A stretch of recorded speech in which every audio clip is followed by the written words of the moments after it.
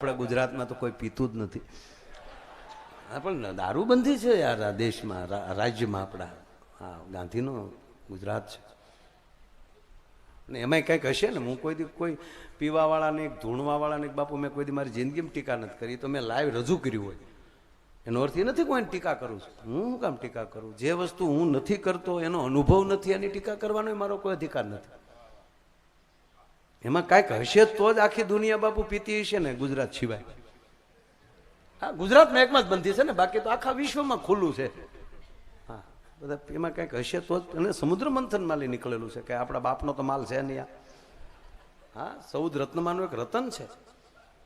હા, પણ ક્યારે પીવું, કેટલું પીવું, કેમ પીવું, હું કામ પીવું, કોને હારે પીવું, કઈ કંપનીનું પીવું, આ બધું ભાન હોય ને એને પીવું. પણ ડોલરિયા છે વેવો જે હોય એવું આવો એને 11 લાઈનને થાંભલે સડી જવું ત્યાં. ને એ ક્યારે ત્રણેય તાર પકડી લેવાય એટલે તરત પ્રોગ્રામ એનો પૂરો થઈ જાય. પછી એની મેં ભાગવત કરો તો એ સદગતિ મળે નહીં. ધંધુકારીને મળે તાન મળે. ધંધુકારીનો તો ભાઈ ગૌકર્ણ હતો મોક્ષ અપાવી શકે. આપણા ભાઈ ગૌકર્ણ નથી. અને આપણે એવા ધંધુકારી જેવા પાપી પણ નથી. આપણે આવા મહાપુરુષોની ભેગા બેહીને ત્યાં આપણા પિત્રોને મોક્ષ થવા મળતો હોય છે. પેલા એટલે કોઈ પીતું હોય તો કાંઈ. હા, એક ભાઈ ગુજરી ગયા, છોકરાને કહેજો મારો હરાજ જે કરો ને એ ખીર દૂધમાં ન કરતા.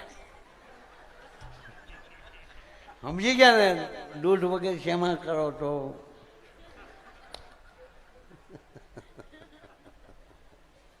અરે સોરે બોલો ચા બનાવતો હતો.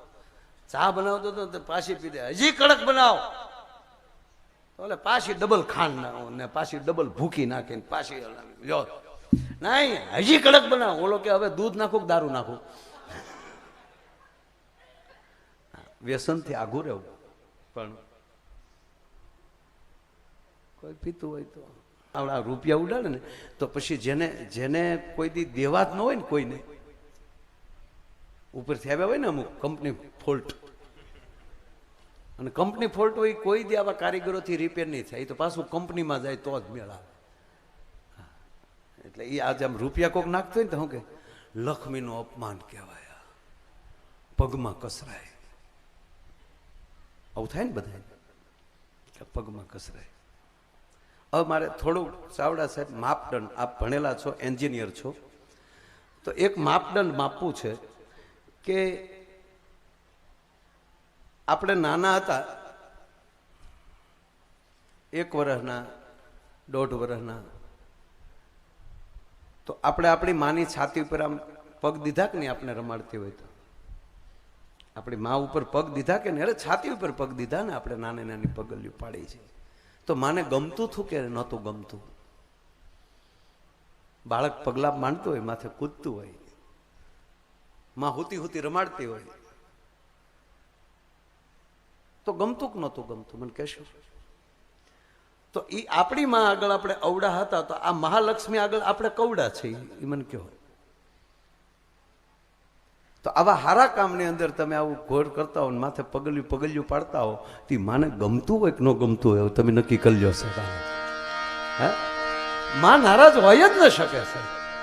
આ કાંઈ અમારે નથી લઈ જવાના હોતા, જ્યાં હોય ગમે લગભગ. અમારે હમણાં પૂછવામાં આવ્યું હતું, હા, કે એટલા તમારી કીર્તિભાઈ ઉપર ઉડે છે એ રૂપિયા તમે ક્યાં નાખો છો? હું કહું એકવાર આવો જોઈ જાઓ, ગોડાઉનમાં હમાતા નથી. દાંત સાહેબ મીડા દાંત કાઢવા કે નાખો કે ભાઈ અમારા ન હોય એવું હોય છે. મેં કીધું એવું હોય છે બાપા, નહીં તમે વરહનો એક જ પ્રોગ્રામ કરીએ વાલા. પણ એક કહીએ અમે કે અમારા માટે આ તો વાતમાં બાપુ હું લાવું છું કેમ કે, પણ નરું સત્ય એ છે કે મને પ્રોગ્રામમાં બાપુ પૈસા મળે કે ન મળે એની પરવા નથી હોતી. પ્રોગ્રામ કેમ જતો હોય છે એ પરવા એક હોય છે. એ મોટી વાત છે. કેવલ રૂપિયા માટે બોલીએ છીએ એ નથી. હા, રૂપિયા લેવા જોઈએ, વ્યવસાય માટે કહું કે વ્યવસ્થા છે. કંઈક વ્યવસ્થા તો જોવે ને યાર. ગાડીમાં ડીઝલ નાખવા, હપ્તા ભરવા, એટલા ન લે તો આ ગાડીઓના હપ્તા ભરાય? અને કાંઈ ન લો તો તમને કોઈ બોલાવે? માના હમ ન બોલાવે. હું આની કરતા સારું બોલતો, તેથી હું કાંઈ નહોતો લેતો, કોઈ મારો બાપે નહોતો બોલાવતો. 4 વાગ્યા વારો આવતો કે કાંઈ નથી લેતા, પછી રજૂ કરજો નહીં. કાકરાવાળા ઘઉંના કાંઈ ન આવે સાહેબ. એટલે એ પદ્ધતિ છે. આ લ્યુનાના કરોડ રૂપિયા હોત ને, લ્યુના ગાડીના કરોડ રૂપિયા હોત તો હજી ઓન બોલાતી હોત લ્યુના. પણ બિચારે કિંમત ઓછી રાખી, ઠામુકી ન હાલે. નહીતર કવડી એવરેજ, અને એક્સિડન્ટ ગમે એવડું થાય તો એમાં મરીએ જ નહીં, કારણ કે 60ની બહાર ભાગે જ નહીં. શાનદાર સવારી, સુખ કી સવારી. અને એમાં અમિતાભ જાહેરાત કરી દે, એ હે ગુજરાત કી ખુશ્બુ. એટલે આપણું ઉપડ્યું નહીં. આટલા હું એમ નથી કહેતો, વાત એ કરવા માંગુ કે એ વ્યવસ્થા છે, એ જીવન નથી. મારા માટે તું ચોખ્ખું કહું, 100% કહું કે પેમેન્ટ એ મારું જીવન નથી. આવા મહાપુરુષો આગળ ક્યારેક બોલવા મળી જાય ત્યારે અમારું એમ થાય કે જીવન એ મારું સફળ થતું હોય છે, એ એક ધ્યેય હોય છે, એક આનંદ હોય છે. એટલે વાત એ છે કે ભગવાન રામે કે ભગવાન કૃષ્ણએ આ એના શબ્દો ઉપર ભરોસાથી કવિ કાગ બાપુની આ કવિતા કે આ કેવલ એને ભરોસે રહેવાય, એમાં ખોટા ડાપણ ન ડોળાય. આચરીએ ને અંગ પર ધરીએ જેમ ગુરુજી ગાય, પછી કેમ અને શું કરવા આવો ખોટો મનમાં સંચય ન કરાય, ભાઈ એને ભરોસે રહેવાય. આ ગંગામાં નાહી આવીએ પછી પાછું કઈ રિપોર્ટ ન કરાવવાનો હોય કે પાપ વ્યાજ્યા કે નહીં જોવો જોઈએ, એના કોઈ રિપોર્ટ ન થાય, એ ભરોસો જ હોય. ભાગવતમાં બેઠા છે અને ભાગવત સાંભળ્યું છે, આવા મહાપુરુષોની વચ્ચે બેઠા છે, એને સાંભળ્યા છે, તો એનો પુરાવો શું? એનું કઈ રીતે તમે રિપોર્ટ લાવી શકો કે ભાગવતમાં આવ્યા પછી અમને ફેરફાર પડ્યો કે અમે સારા થયા કે પિતૃને મોક્ષ થયો? એનો પુરાવો એક જ કે તમે જેની ભેગા બોલતાય ન હોવ અને એનો દીકરો બહુ મોટી ડિગ્રી લે અથવા તો એનો દીકરો એક મોટો ઉદ્યોગ સ્થાપે, એની સફળતાના સમાચાર તમને મળે અને અંદર ટાઢા હેડ આવે, તેથી માની લેજો કે તમારી ઉપર દ્વારકાધીશની કૃપા થઈ, તમારી ઉપર તમારા સદગુરુની કૃપા થઈ. ભલે કદાચ બુદ્ધિ ન સ્વીકારે પણ અંદરથી હાશ હારું થયું હોય એને લીધું તે, પણ અંદર વરાળ આવે એટલે માન લેવાનું કે હજી આપણા માલી અવગુણ બહાર નીકળ્યા નથી. કૃષ્ણ કેવલ ને કેવલ ભાવ શીખવે છે, સદગુરુ કેવલ ને કેવલ પ્રેમ શીખવે છે. બીજાની નજીક જા. પંડ પીડાયની વહમી વાટું બહુ સરસ કાક બાપુ એ બાપુ લખ્યું. પંડ પીડાય નહીં વહમી વાતો એ કોઈ દી ભેરું ને નો ભણાય જી. પંડ પીડાય નહીં વહમી વાતો પ્લીઝ મને પીચ બનાવો.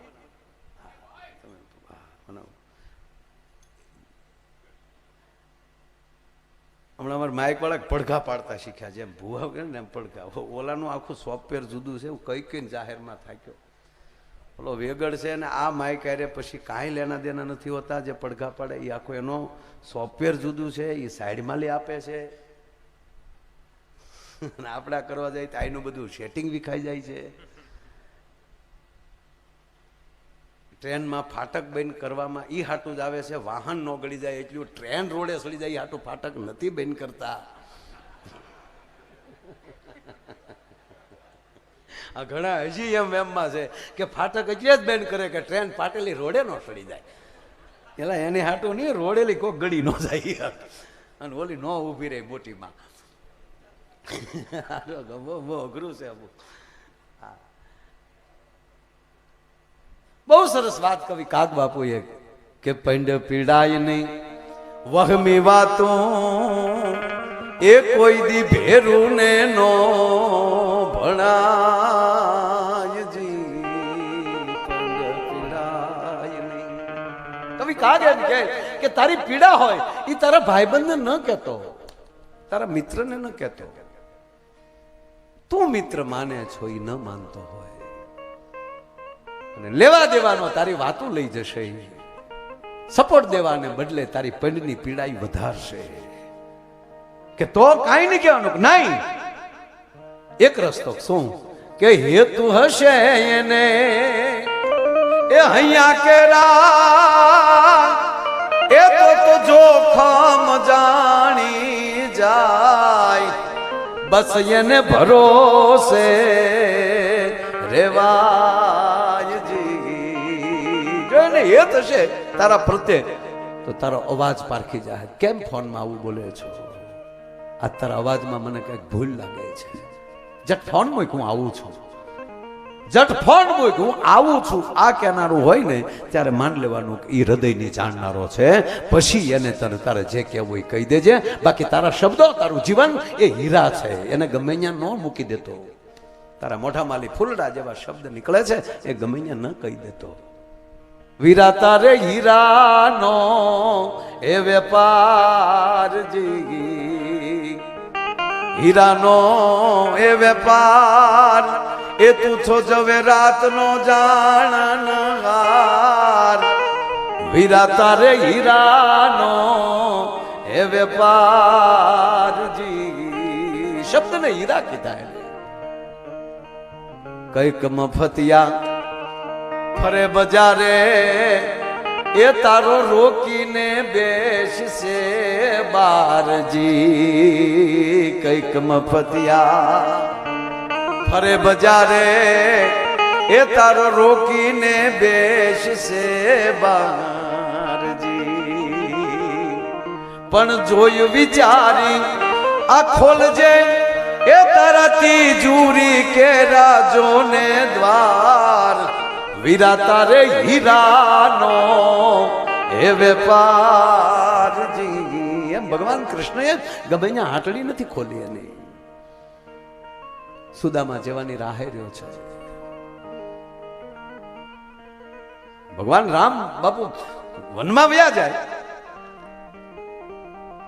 અને જાણતલ કોઈ એવો કેવટ બેઠો હોય અને એ કેવટની દાદાગીરી જુઓ કે આગલેથી બધાને કહી દે છે, ખબરદાર કોઈ નૌકા લઈને આવ્યા છો ગંગામાં તો કેવટની એકની ગંગા રહેશે. જોઉં છું મારો રાઘવ કેમ ન બેસે. આ દાદાગીરી, આ ભરોસો. એક નૌકા નહીં, એકલો કેવટ લઈને બેઠો ત્યાં કે ભાઈ મારે સામે પાર જવું છે કે ના એમ ન બેસે. આ જો આ ભગતની દાદાગીરી, ભક્તિની દાદાગીરી, પ્રેમની દાદાગીરી. કેમ ન તને બેસવા દો કે ભાઈ અમને બેસાડ ને, અમને સામે પાર. રજ તમારી કામણગારી એ મારી નાવનારી બની જાય જી. રજ તમારી હે પ્રભુ, તમારા પગની રજ એવી છે, કામણગારી છે. શિલામાંથી જો સ્ત્રી થઈ જતી હોય, પથ્થરમાંથી જો સ્ત્રી થઈ જતી હોય તો નૌકા તો મારી લાકડાની છે. તો મારા એ રંગ જનની એ જીયા જીવિકા એ ટળી જાય. માટે પગ ધોવા ગયો રઘુરાયજી. એ પ્રભુ તમારે મને પગ ધોવા ગયો તો તમને નૌકામાં બેહાડું કે ભાઈ ધોઈ લે. હવે કાથરોટ, કાથરોટ નું તળિયું બેનો એને ખબર હોય લોટનું આપણે મહળતા હોય, એકાચે પકડી રાખવું પડે કાથરોટ ને, તળિયું ગોળ હોય. હવે એમાં પાણી ભર્યું. કહેવત ને આનંદ મને એ આવે ત્યારે કાથરોટું લાકડા જ નહીં થયું. અત્યારે જે સ્ટીલ નું બધું હારો ઓલો લોટ એમાં બહુ કાથરોટમાં જે રોટલો મહળાતો હતો ને જે રોટલો થતો હતો, આ ઘેરે રોટલો સોપડાય તો 8મા ઘેરે ખબર પડતી હતી કે ત્યાં રોટલો સોપડાનો. હવે તો વાસ હાવ વહી ગઈ, કોરોનાના પેટના થઈ ગયા. હાવ વાસ તો મરી ગઈ. એ સુગંધો હતી માવુના પ્રેમની, કાથરોટ લાકડાની, દેશી બાજરાની. હવે તો બાજરો હાઈબ્રિડ આવી ગયો. બેનો ગમે એટલો પ્રેમ ભેળવે પણ બિયારણ જ હાઈબ્રિડ છે. ઉપર શું કરજો તમે? હાવ, કારણ કે ઈ બાજરો નથી આવતો દેશી, ઈ ઘઉં નથી આવતા. યુરિયા, ડીએપી, મોનોકોટોન. પાછું ગાય આધારિત ખેતી ઉપર પાછું ફરવું પડશે. કૃષ્ણએ દીધેલા સિદ્ધાંતો ઉપર પાછું આવવું પડશે. એટલે આને કેવટે નક્કી કર્યું કે લાકડાની કાથરોટ ભગવાનના પગ ધોઈ લો એટલે થોડું ઘણું લાકડું તે પાણી સૂહી જાય અને પછી કાયમને માટે જ્યારે રોટલા કરાય ત્યારે ભગવાનની રજવાળા નીરમાં જ કાયમ મારી રસોઈ બને. આવું કાયમનું નક્કી કરીને કાથરોટમાં ભગવાનને ઊભા રાખી દીધા. પણ કાથરોટ મળી બાપુ ડગમગ કરવા. આમાં મારે એક પ્રસંગ લેવો, એક ખાલી રૂપક લેવું છે એટલે આ બધે જાઉં છું. નહીતર આપ બધાય મને ખબર છો આપણે રામાયણ અને ભાગવત પીન બેઠા છે. પણ મને કામલી રૂપક કહી અને પછી પાછો કાર્યક્રમ આગળ વધારશું. મને બહુ ગમે છે આ વાત. એટલે ભગવાને જ્યાં પગ મૂક્યા અને ઉભા થવા ગયા એટલે કાથરટ ડગમગી. એટલે કીધું પણ કેવટ હું ઉભો નહીં રહ્યો કે પ્રભુ એક કામ કરો ને, તમે મારું માથું પકડી જાઓ. હવે જો રૂપક કેવું થયું છે, ભગવાન રામના 2 હાથ કેવટના માથા ઉપર અને કેવટના 2 હાથ ભગવાન રાઘવના પગમાં. હા, જાનકી લક્ષ્મણે હામ જોયો કે લક્ષ્મણ કે મારા બાપ જનકે મારું દાન કર્યું આને, છતાં એક અંગૂઠો ધોવા મળ્યો અને તમે શેષનારાયણ પદ મૂકી અને લક્ષ્મણ બનીને આ ધરતી ઉપર તમે આવ્યા છો અને એના ભાઈ બન્યા, તોય તમારા ભાગમાં એક પગ આવ્યો. આને આને આને હું કર્યું કે 2 પગ ધોવે હાવલો. બાપુ માં જાનકીએ દાંત કાઢ્યા, પણ તેથી ત્રિવેણી સંગમ ભેગો થયો. 6 નજર્યું મળી, 4 નહીં, 2 લક્ષ્મણની, 2 માં જાનકીની, એની વચ્ચે ભગવાન રાઘવની નજર મળી અને ભગવાન રામે જોયું કે લે લખણ જોઈ લીધું. અભણ કેવું આ યાદ રાખે, આ કેવટ ને તું અભણ સમજો પણ આગલા જન્મનું યાદ રાખીને આજ આવ્યો છે. જેથી હું ક્ષીરસાગરમાં તારી પથારીએ સૂતો હતો, હે શેષનારાયણ સાંભળ, હું તારી પથારીએ જેથી એમ કહેવાય ક્ષીરસાગરમાં સૂતો હતો અને મને બરોબર નીંદર, મને તો કે નીંદર હોય નહીં, હું હુઈ જાઉં તો આખી દુનિયા કેદુની હુઈ જાય. પણ જ્યાં હું સૂતો હતો અને એમાં એક કાસબો મારા પગને અંગૂઠે અડવા, મારા પગને તળિયે ચાટવા માટે કાસબો આવતો હતો. ત્યારે એકવાર તે ફાણી મારી, પાછો કાસબો આવ્યો, પાછી તે ફાણી મારી, પાછો આગો વયો ગયો, પાછો કાસબો આવ્યો અને પછી તે જે હળુક દિન ફડાક દિન મારી દીધું ને ગુજરી ગયો તો કાસબો. કે હા ઈ આ કેવટ છે, લે માર લે. આને માર તો સામે કાંઠે જવાય એમ નથી. અને એટલું જોઈને માં જાનકી સામું જોયું ત્યારે માં જાનકીએ દાંત કાઢ્યા. એ દાંત અત્યારે માર્કેટમાં કાઢે એવા નહોતા કાઢ્યા. તમે તો એવા આ ઉભા છો લેવા દેવા વગર વાળા જો છોકરા હાટું જબલા લઈ જાઓ 2 જોડ. હા ફાળા ને પછી દીકરા થાય છે.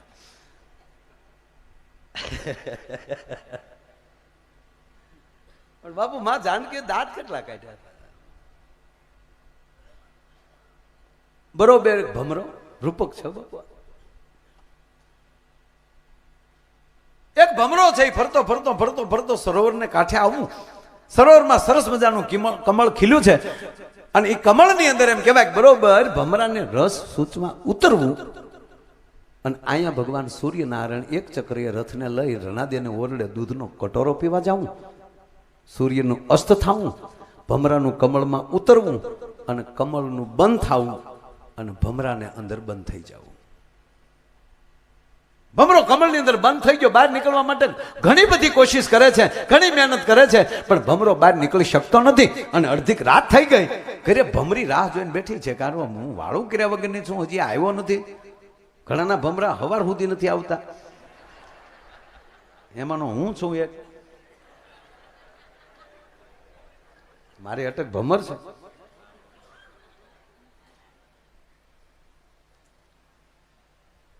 અમુક ભમરા